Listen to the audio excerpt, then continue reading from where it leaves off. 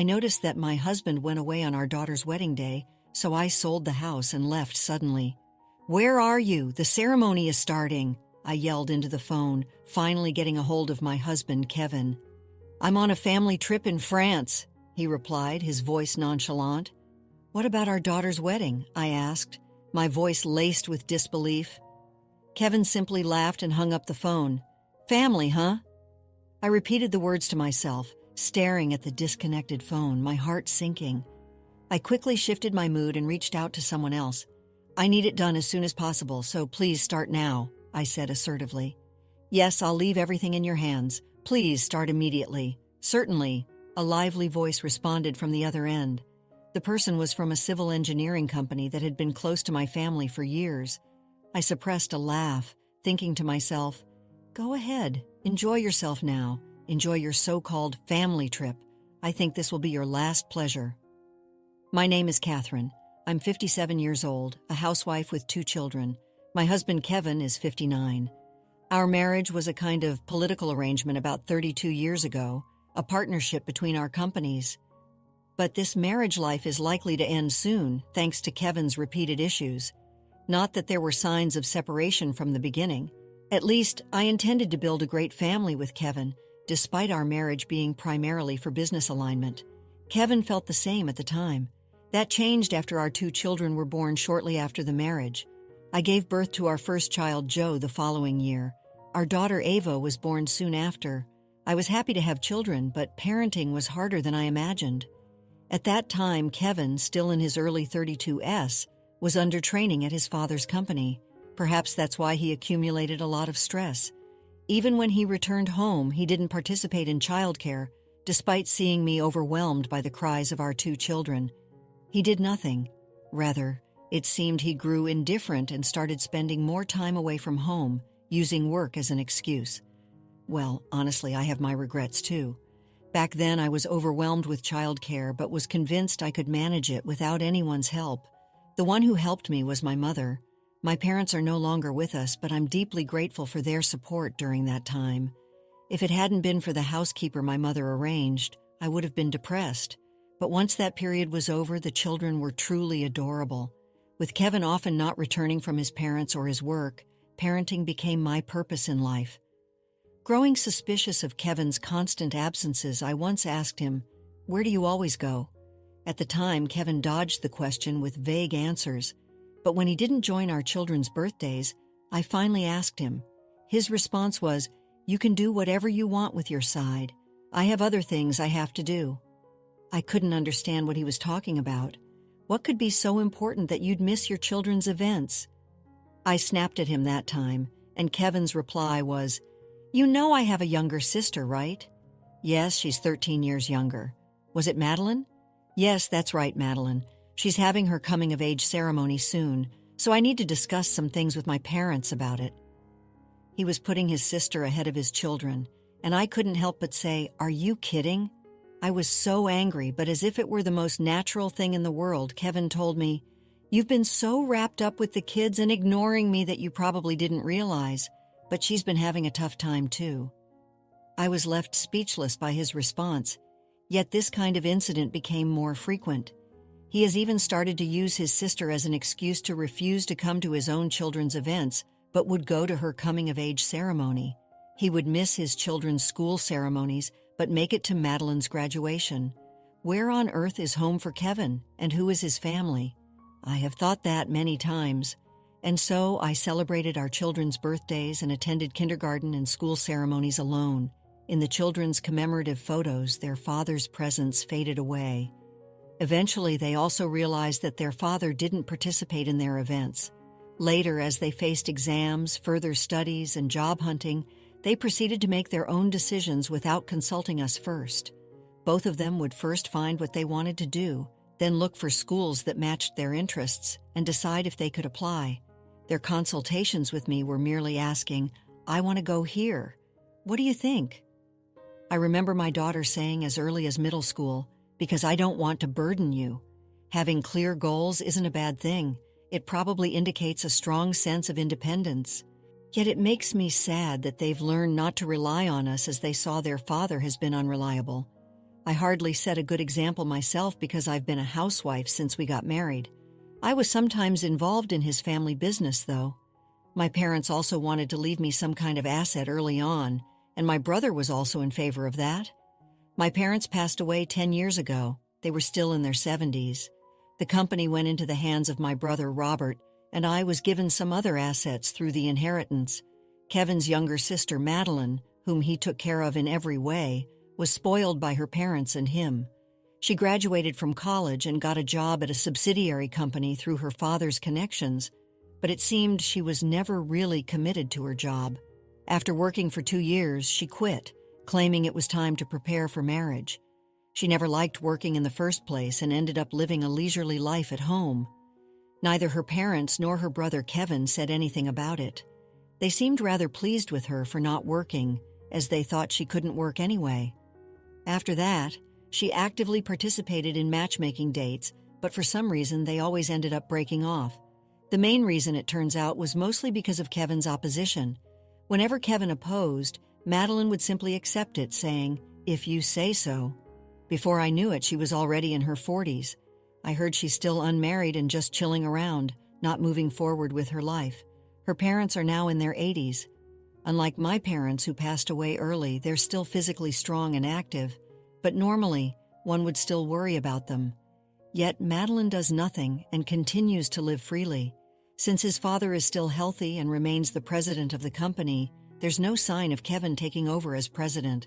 Although Kevin might want to take over the role of president soon, his father is not ready to step down. I don't know the reasons behind this. I had long since grown tired of Kevin's behavior.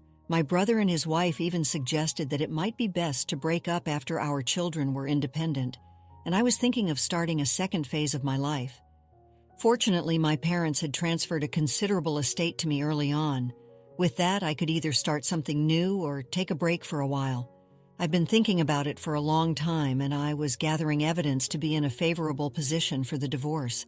My brother's lawyer had been advising me on this matter, but an event occurred that put these discussions on hold. It turns out that our daughter, Ava, was getting married. Her partner, 8 years older than her, was a senior employee at my brother's company where she worked. This man was quite capable and was rumored to be transferred to an overseas branch soon. Interestingly, having seen Madeline as a cautionary tale, Ava never disclosed her familial ties at work. It's foolish to flaunt such things even at school, you know. People don't like it when you show off being wealthy, was her point. I tried to tell Kevin about the wedding, but as expected, Kevin only talked about how busy he was and would quickly flee from the conversation. I just responded with a, "Oh, is that so?" I still informed him of the date and the venue, but I made no particular effort to confirm his availability. Then, on the day of the wedding, we all headed to the wedding venue. But that morning there was no sign of him showing up. I tried contacting Kevin. "Where are you? The ceremony is starting," I yelled into the phone. "I'm on a family trip in France," he replied, his voice nonchalant. "What about our daughter's wedding?" I asked, my voice laced with disbelief. Kevin just laughed and then hung up the phone. I sighed and stared at the ceiling for a few seconds. "Family, huh?" I repeated it several times in my mind. Maybe the trip to France was with his parents and Madeline. Although I knew it, I was truly astounded to see it go this far. To Kevin, family meant him, his parents, and Madeline, not us, of course. I've known this for a long time. I had no expectations from a marriage of convenience. He probably thought the same. The difference was that I initially tried to make it work, but he didn't. It was for the sake of the children that I've been doing this for over 20 years. The children themselves might have thought they didn't need a father, yet I wanted to maintain a certain degree of public presence until they became adults. That might have been just my selfishness. The children might have thought it was much easier without such a thing. Well, it's all right. I sighed and dialed the phone again, to the somewhat distant voice on the other line. "Hello, it's me," I said. "Yes, Catherine. Regarding the matter I had asked you about before, I need it done as soon as possible, so please start now," I spoke forcefully. "Yes, I leave everything in your hands. Please start immediately. Certainly." I heard a very lively voice from the other side of the line. The person I was speaking to was from a civil engineering and construction company that had been close to my family for a long time, and I thought to myself while trying to suppress a laugh, Go ahead, enjoy yourself now. Enjoy your so-called family trip. I think this will be your last pleasure." Then a month later, I received a call. I received the call on my tablet. On the screen appeared a lawyer with a full, beaming smile. "So, have the documents been processed already?" I couldn't help but sound excited. "Yes, I've taken care of everything necessary," the lawyer replied. This lawyer over the screen is a person employed by my family's company. I continued asking him, "Can you tell me what has happened over these past 2 weeks?" "I thought you might ask, so I've prepared everything," he said, smiling happily at me on the screen. Right now there is distance between the lawyer and me. "Yes, I have bought a house and I'm living in Italy." This move happened because Ava's husband, whom she married, had been transferred to an overseas branch, as had been mentioned before. Ava said he was worried about my language skills. "But you know," she continued, "you never know until you try, and once you're there, things work out, so it's fine. I've always managed somehow." Ava and her husband are now based in the Italian branch, and I live in a separate building on the premises of their new home. It serves the dual purpose of living close by and enhancing security. The lawyer I'm seeing on the screen seems to be adjusting some equipment first. He then showed me what had happened during Kevin and his family's trip to France. "Wait a minute, why can't we stay at this hotel today?" exclaims my father-in-law, who is wearing an ever-brightly colored shirt. "I'm sorry, but today the hotel is reserved for a wedding and its reception." "What? This hotel, the best in France?" "Yes, the wedding in France was Ava and her husband's. Kevin and his family had flown from the U.S. to the Bordeaux area, but by that time we had already headed directly to Paris. We planned to enjoy a leisurely resort stay before the wedding. They were completely unaware of this. I still contacted them on the day of the event, just in case." "It's ridiculous! They didn't even know we were in France. It just shows how little interest they had in us." "It's strange, isn't it?" the lawyer said. "Catherine, you did inform them of the situation, right?" "I did, through postcards and messages. I don't usually get through to them, so the fact that he picked up the phone on the wedding day was probably just to show off their family trip." The lawyer chuckled at that. "I made sure to state that the wedding would be held at this hotel in France, but what's wrong with them coming up to the hotel and saying they can't stay there? They could at least have said they were there to attend the wedding," he added. In the video footage, we saw them being abusive to the hotel staff. There was also a clueless-looking Madeline, unable to understand what was being said. The explanations were in English, but the murmurs around were in French. Madeline had majored in French in college and could converse decently, perhaps. But after about 20 years, it seemed she had completely lost her ability to understand French. Picking up whispers from the surrounding staff, it sounded like they were discussing that these were the people expected at today's wedding. "We had instructed the staff accordingly. If these people said they were here to attend the wedding, let them in. If not, and they were just for dining or staying, then no, because we had booked the whole place for our wedding." The wedding was a great success, and my daughter, her husband, and I left that day for Italy from an international airport in France. We had no intention of returning to the U.S. On the other hand, they were so angry that they decided to return to the U.S. from the same international airport. However, they were stopped right there. This was because the credit card that Kevin was carrying had become unusable. Moreover, the staff who had been following them managed to capture all this on video footage. "What? My credit card doesn't work. Is this one too?" "Yes, sir. The card isn't even in your name, is it?" "Yes, that's right." Kevin had taken my credit card and my bank's debit card, so I had them blocked. That bank account is for my assets, yet Kevin had accessed it. I was just pretending not to notice because I knew that doing such a thing would eventually come to light. I had another account set aside which I could use freely, so even if funds were reduced from one, it didn't impact my lifestyle. I overlooked it to gather evidence. Damn, why have they stopped working? Of course, because the owner has blocked them, right? If you say that, I can't go home. I don't have that much cash on me. The exasperated staff sighed and said, "Anyway, these cards are no good, so you cannot board the flight to the U.S. They then drove them away from the airport. Hey, pause for a moment. Would you care to support us? Like this video and subscribe for more. Now let's dive back into the story. They reluctantly returned and went to the consulate of the U.S. to borrow money to get home. It took a considerable amount of time to reach that decision, though. It seems they didn't immediately think of relying on the consulate. Moreover, because it was embarrassing, they tried borrowing money from acquaintances, which also took some time. When they finally realized that they couldn't borrow money from them, they asked the embassy for help. They had already passed their planned period of stay and could no longer afford to be shameful. Eventually, they were thoroughly scolded at the consulate. After all, the reason was that the credit cards were blocked. They were judged their actions inappropriate, and they were even detained a bit. With great difficulty, they finally returned to the U.S., repaid the travel expenses to the consulate from their account, and came home to complain to me, only to find nothing left. At that moment, the sight of them was just too much to hold back laughter. "What is this?" Kevin yelled in front of the empty home and his parents, dropping their bags. Our house had been built nearly 32 years ago by my parents when we got married. It was always well maintained, so it could have been sold if we wanted to, but it was under my name. Thinking of living in Italy, I wanted nothing left there, so the items belonging to Kevin were stored in a storage unit, and everything else was disposed of by a disposal company. That was another phone call I made on the day of the wedding. What the heck is going on? Kevin scratched his head, stomped around, and finally fell to his knees, pounding on the suitcase.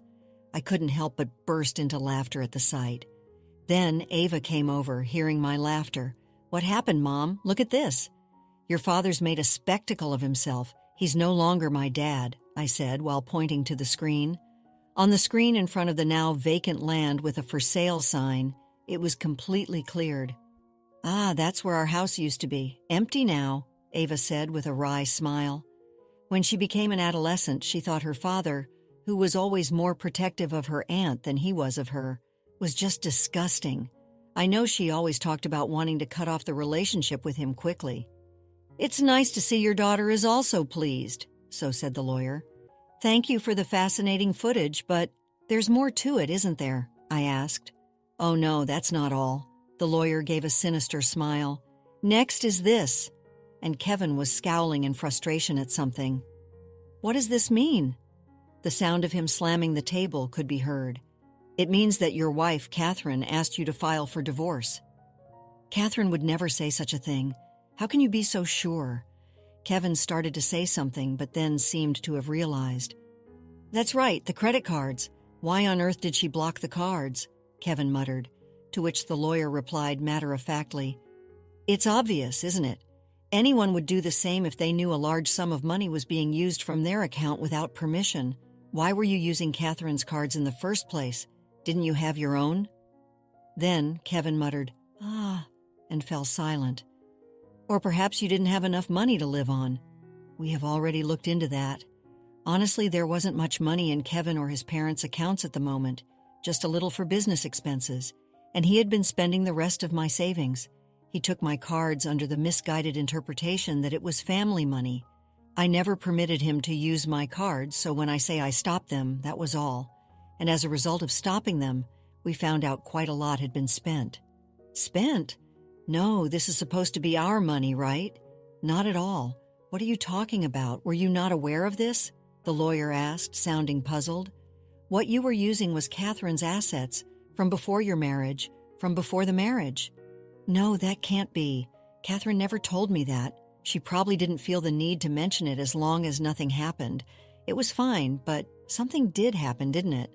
"What?" Kevin stood up abruptly. "Catherine said she no longer sees a reason to consider you family. At least your children no longer see you as their father." "What are you talking about? That makes sense. Do you even know which universities your children attended, what they studied, and who they married to? And most importantly, do you know where your daughter's wedding was held?" Kevin couldn't say anything. "By the way," the lawyer then told him of the date and location of Ava's wedding. Kevin's expression changed drastically. "No way," he muttered under his breath. "Yes, the hotel you tried to stay at that day. That place." Kevin leaned forward. "Yes, didn't you hear there was a wedding there that day?" "Well, maybe, but at that time, the wedding—" "Then why didn't they let us in?" "That's simple." The lawyer then explained what I had told the hotel staff. Catherine had already told them in advance. "Why did you check your phone? Haven't you checked at all? Or did you have another phone?" Faced with these rapid questions, Kevin remained silent. Well, thinking about it, it makes sense why I couldn't get through to him. Kevin probably had some phones, and the one that I got the number of he usually kept turned off, since my messages never got read too often. I had suspected that. I asked if he changed his phone. He would probably have just given me a new number anyway. That's why I never asked. All of this was part of my plan. I have evidence that I sent messages and left voicemail many times. I made sure to make myself look like I was getting more and more upset, like, "Are you listening to my voicemails? Are you listening? I want you to see my messages." Of course, the messages were the same. It appears that I tried other methods as well, yet Kevin had shut out everything that could connect to me. Therefore, the lawyer continued, Catherine is also going to sue you for the money you spent without her permission and for neglecting the family. Oh, and I heard from her parents that they're cutting off the financial support to your company. What? Let me see Catherine just once, Kevin pleaded, nearly in tears. No, you can't do that. Why? Where is Catherine now? She's not in the U.S. anymore. Kevin's face at that moment was unbearable to watch. After the wedding, Catherine and the others immediately went to Italy. What? And you were detained, right? While you were stuck there, they made their way there. He was listening to it with his fists clenched and trembling. Ava, watching that, couldn't help but laugh. So what do you think? The lawyer asked. Is there any more entertaining footage? I asked. Yes, there are, the lawyer replied. This is footage from a recent visit that your brother Robert and I made to the company right after your divorce was finalized and the corporate ties were dissolved, the lawyer said. This, and he showed me another footage featuring my brother Robert. You're cutting off the support? What does that mean? Our company can't survive without your support. This time, his parents raised their voices. Both their faces were sunburned. They asked, Yes, I know, but what's with your face? Did you go on a trip somewhere? In the video, Robert was asking his father, To the wedding? Well, Ava's wedding, yes, that's right, Ava's. It was in France. Robert smirked. I was there that day.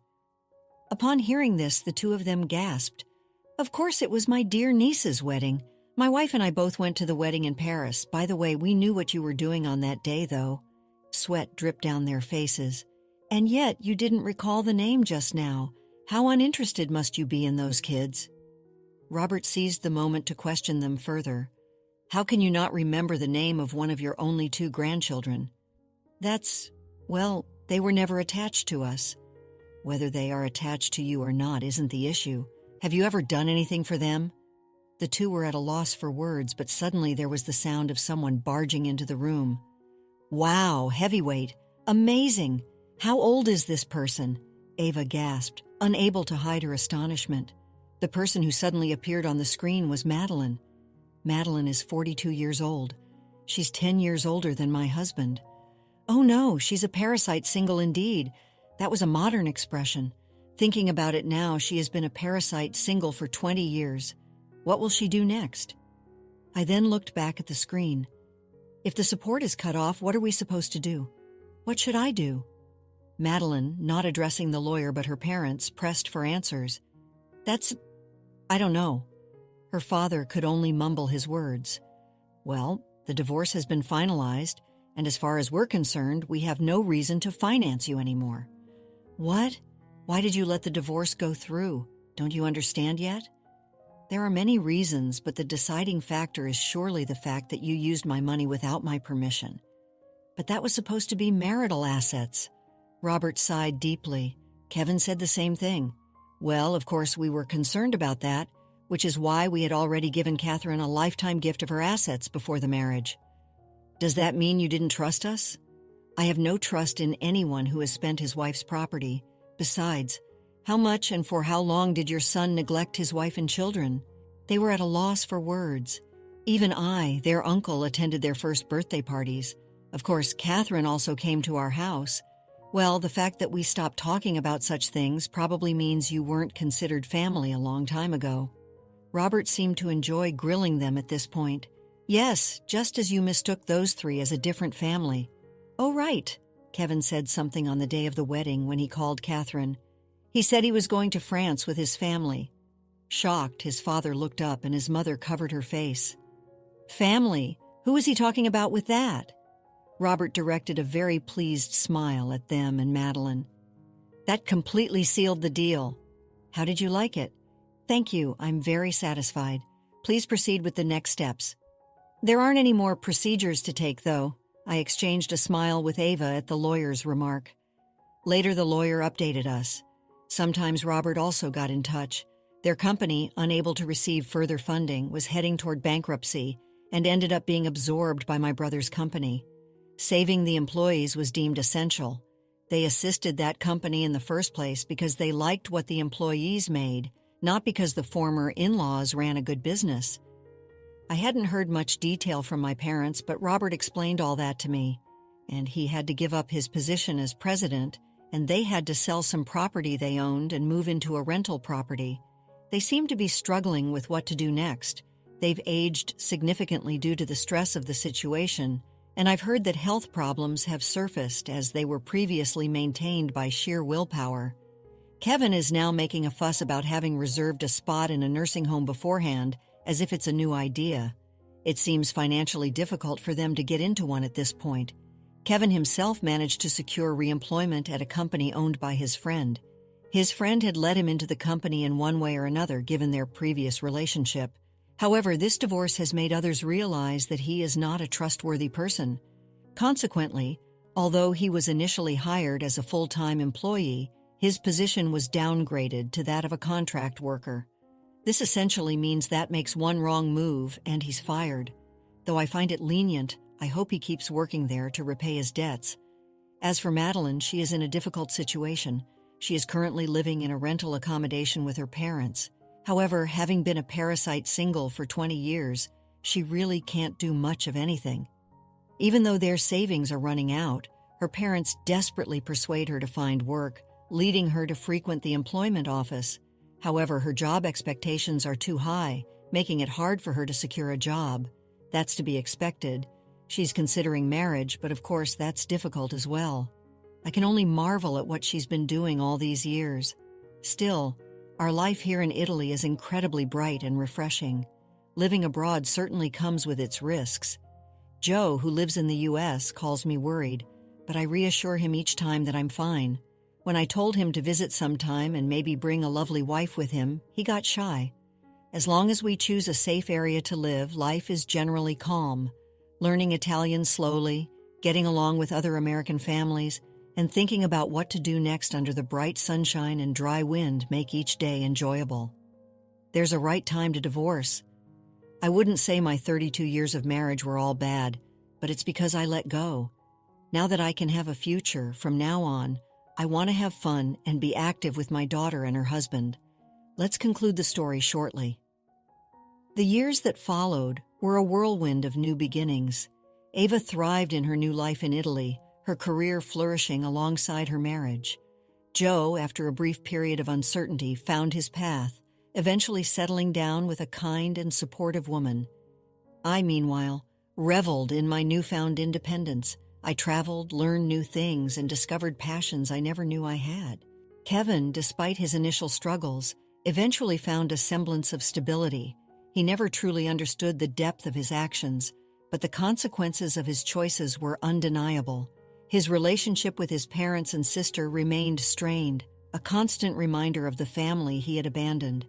Madeline, on the other hand, continued to drift, her life a testament to the dangers of unchecked entitlement. As for me, I learned that sometimes letting go is the greatest act of self-love. My divorce was a painful but necessary step towards a life filled with purpose and joy. The years that followed were a testament to the strength and resilience of the human spirit. I found happiness, not in the confines of a traditional family structure, but in the freedom to choose my path, create my own family, and live a life that truly reflected my values. After experiencing the full journey of our story, we'd love to hear your thoughts. How did the story resonate with you? Don't forget to like, subscribe, and stay blessed. Thank you for watching and see you in the next story.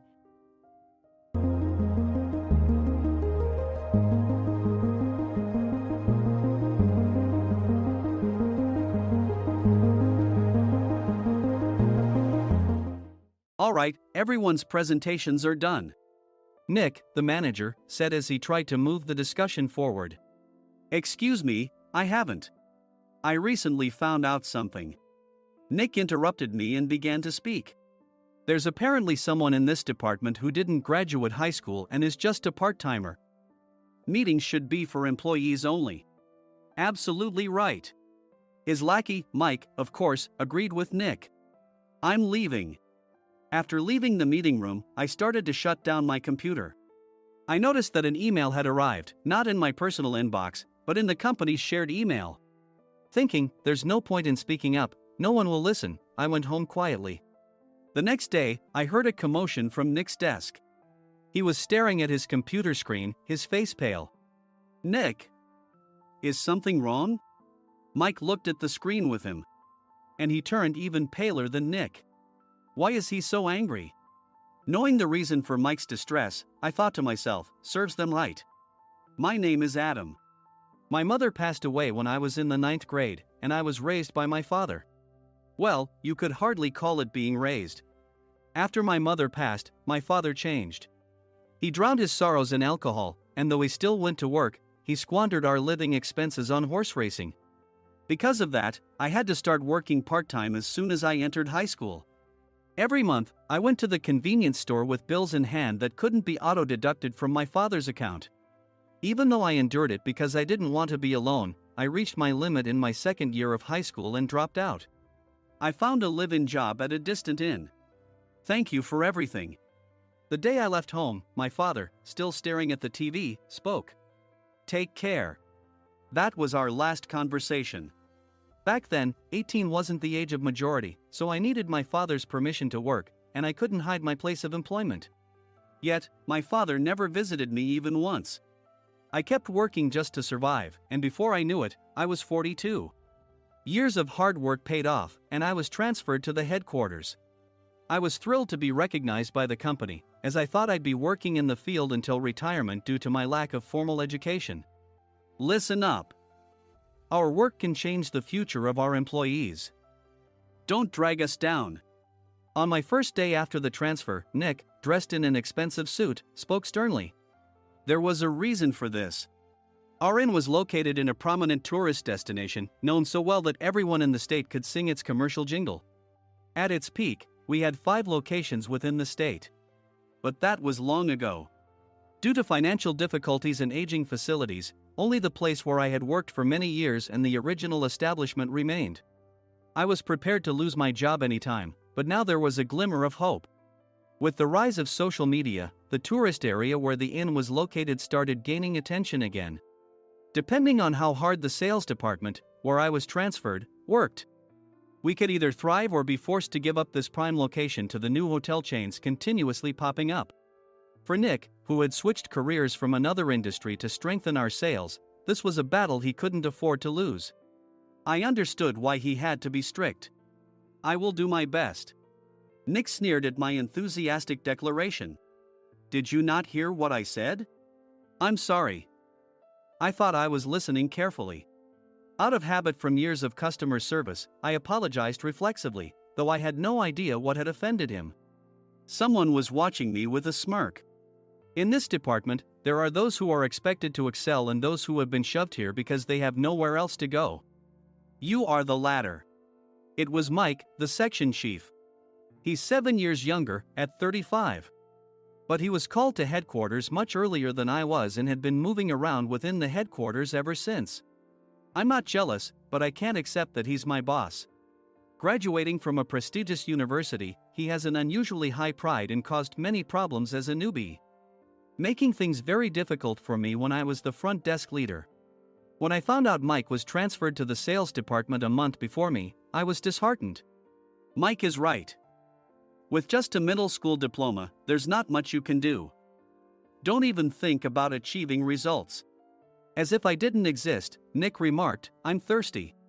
Mike eagerly ran to the coffee maker. It seems Mike is Nick's lackey. I regretted being happy about my transfer to headquarters, wishing I had stayed on site forever. Send a direct mail to every company on this list by the end of the day. Nick only assigned me tasks that even a new graduate could handle. What? There are over 1,000 companies. You want me to send to all of them by today? Yes, if you and your fellow misfits split the work, even those with nowhere else to go should finish by today. I glanced at the employees typing away expressionlessly. They were worn out from customer service, only thinking about leaving on time, or were women reassigned after having children. With zero motivation for work. Even Sam, a new graduate from the same university as Mike, who was supposed to be among the expected achievers, had no enthusiasm for the job. Having joined the company wanting to do customer service. I don't care what they say, I plan to quit anytime, he said. Only Nick and Mike were highly motivated, making all the decisions between the two of them. I originally only wanted to work at the inn to survive and had no particular attachment to this job. I swallowed my words, thinking I had no right to reprimand them. About a month after the transfer, Nick told us with a frustrated look. To commemorate the 50th anniversary, we've decided to create a plan exclusive for one group per day. Originally, Mike and I were supposed to come up with it, but our president, Mr. Thompson, insists on hearing everyone's opinions. So, you all get a chance. As Nick explained, Mike began handing out prints. Make sure not to embarrass Nick. If your ideas are half-baked, you'll have to redo them. It seemed that they had printed his handwritten notes by Mr. Thompson, which included several questions and a section for free responses. It made sense why Nick had to seek our input, given that all responses had to be submitted to Mr. Thompson. We were given a week to think about it, and a meeting was scheduled to compile our ideas. My plan is to let guests enjoy both the old and modern America. Nick began the presentations. Guests would watch a master confectioner at a nearby traditional sweet shop make sweets in front of them. The welcome drink would be premium tea in a bottle. Nick's plan was certainly attractive. After his presentation, Nick called on us to present in the order we were seated. Just as I stood up for my turn. All right, everyone's presentations are done. Excuse me, I haven't. I recently found out something. Nick interrupted me. There's someone in this department who didn't graduate high school and is just a part-timer. He was likely talking about me. I joined the company as a part-timer and was made a full-time employee when I turned 20. That was 20 years ago, so Nick and Mike probably had no chance to know until recently. Meetings should be for employees only. Absolutely right. After that, Nick kept creating opportunities to solicit everyone's opinions, purposefully excluding me from speaking. The meeting unexpectedly heated up and went past the scheduled end time. A few people asked to leave, and the discussion continued with the remaining few. Still here?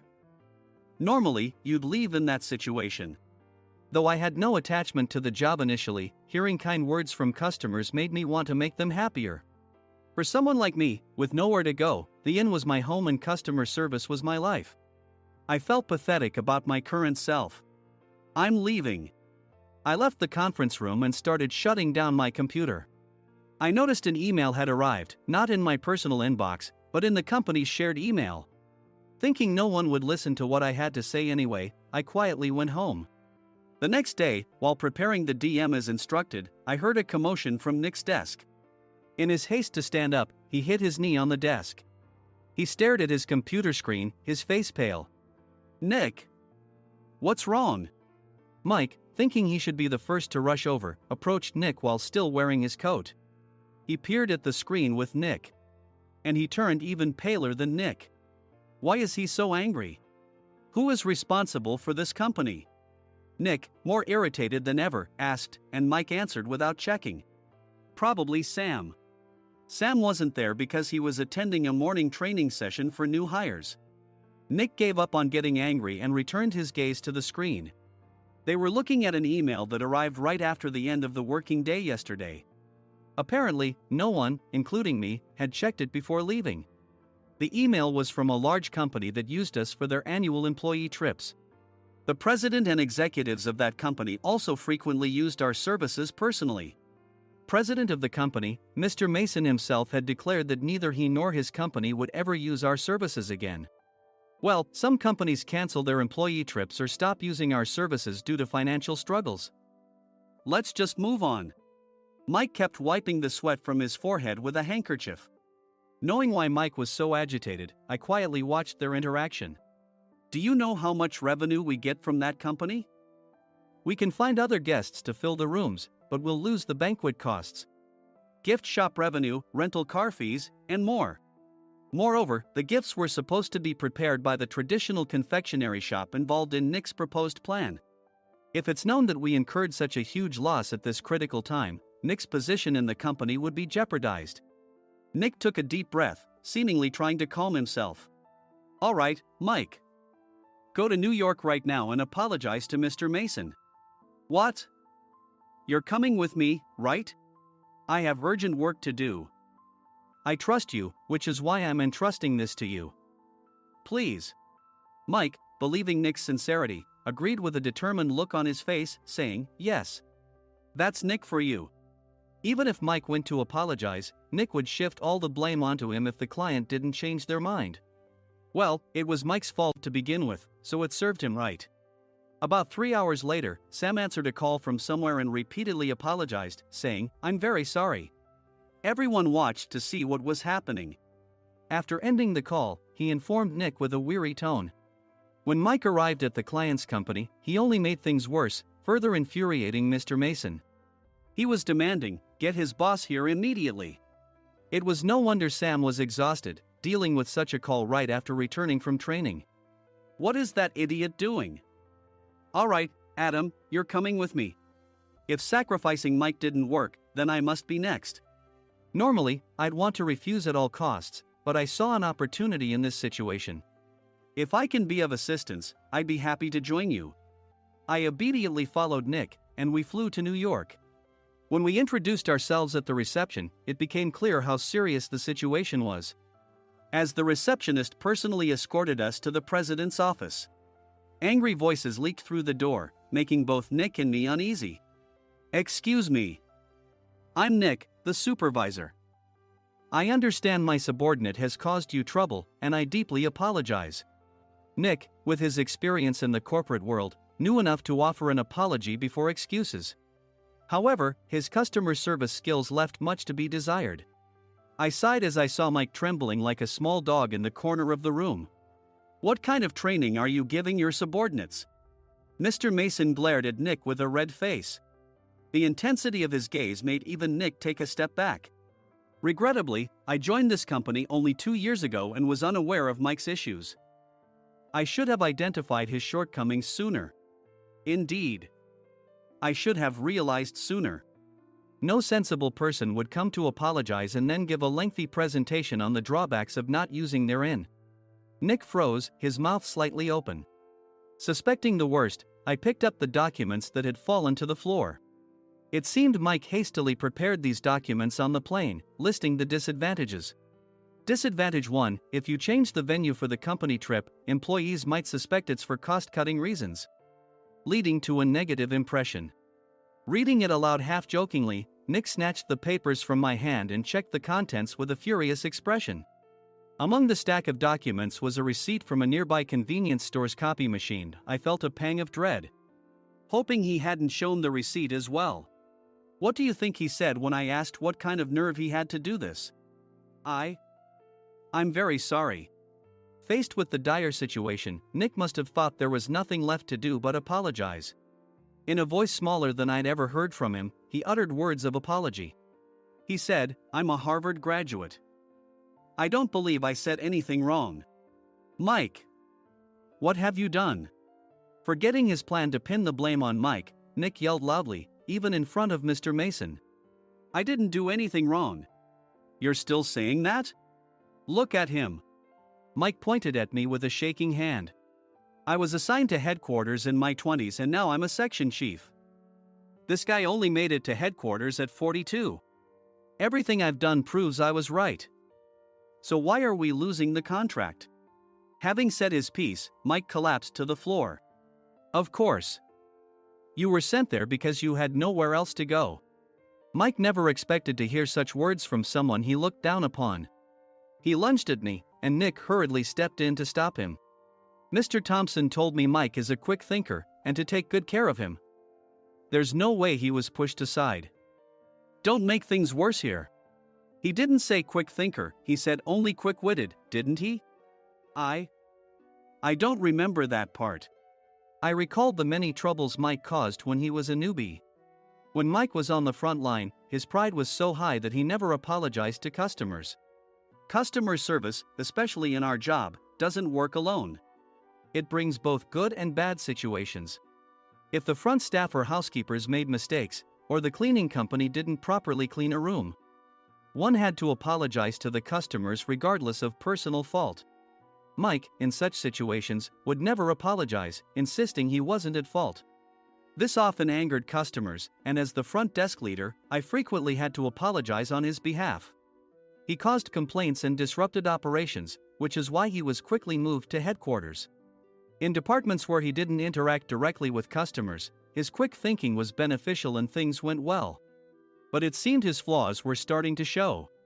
Corporate reservations are supposed to be entered into the system by the sales representative. But a quick check yesterday revealed that more than 10 items were missing from the client's reservation. The handover document clearly stated what needed to be prepared. Why didn't you enter it into the system? Why do we have to give them special treatment? Filling rooms near the banquet hall, setting up all the food in advance. Specifying the brand of wine, they're too demanding. No wonder he always angered customers, I thought, feeling a headache coming on. Grouping them in rooms near the banquet hall is for our benefit too. It makes it easier for the staff to set up beds and serve breakfast since everyone's schedule is synchronized. As for the other requests, Mr. Mason suggested them to lighten our load. I didn't know that. Nick finally seemed to realize that Mike was the one who had angered the client. What did you say to them? I just told them we wouldn't give them special treatment anymore. We shouldn't waste effort on things that don't bring in money. I was utterly exasperated at his lack of understanding of customer service.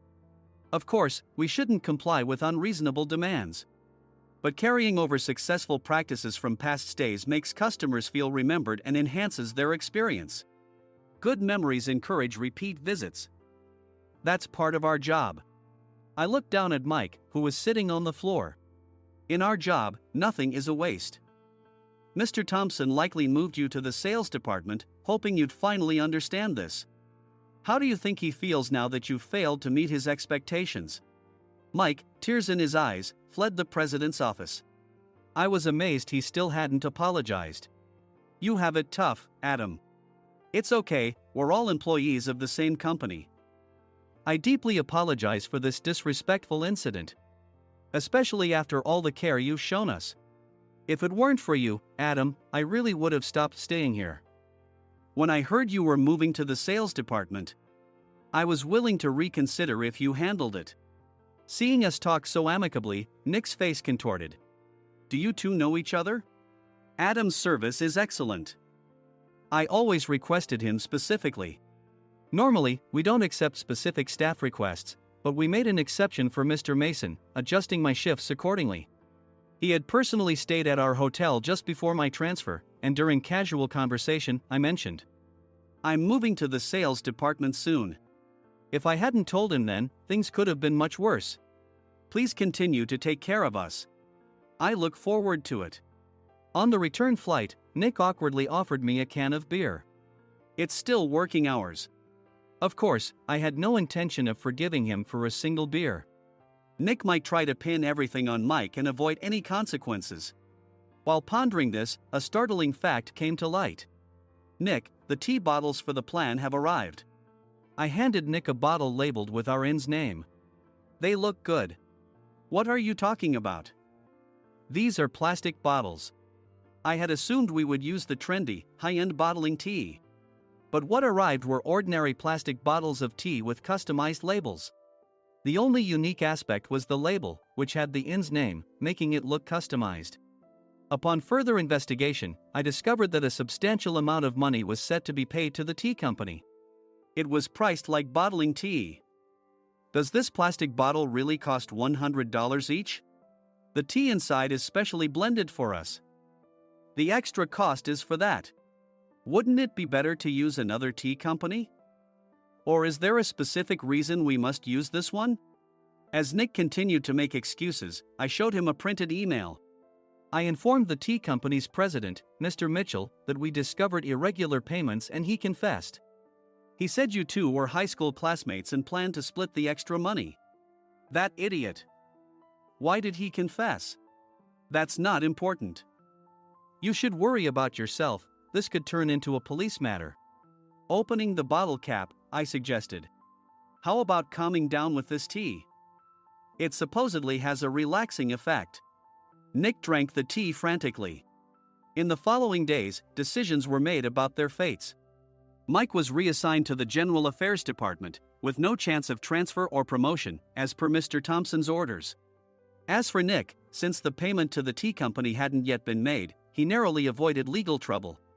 Instead, he was encouraged to leave the company, and to avoid further complications, Nick submitted his resignation.